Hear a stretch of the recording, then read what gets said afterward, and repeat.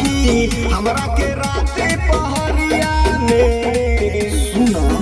हमारा जबर दिल्ली सहरिया में दिन दर्द उठता कमरिया में हमारा जबर दिल्ली सहरिया में दिन दर्द उठता कमरिया में आई माई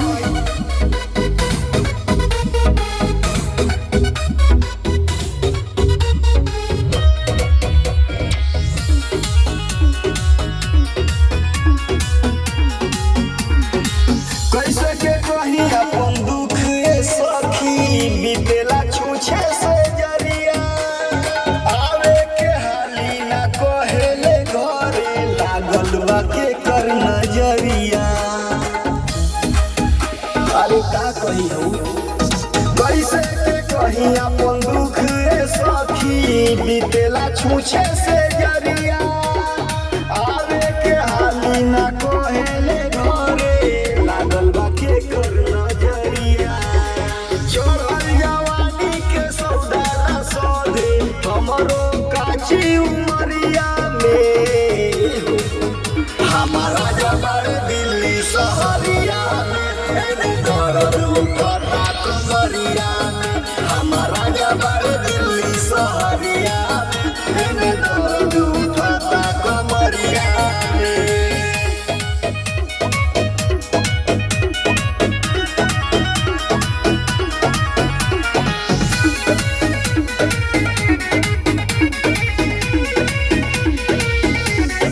पिया प्रदीप लगे सुनाए रितेश कसहु खबर भेजावा कैसे बेतर पत उनकर में हरिया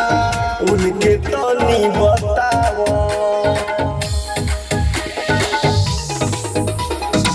पिया प्रदीप लगे सुनाए धनजी कसहु खबर भेजावा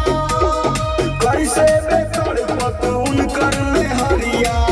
उनके तनी बतावा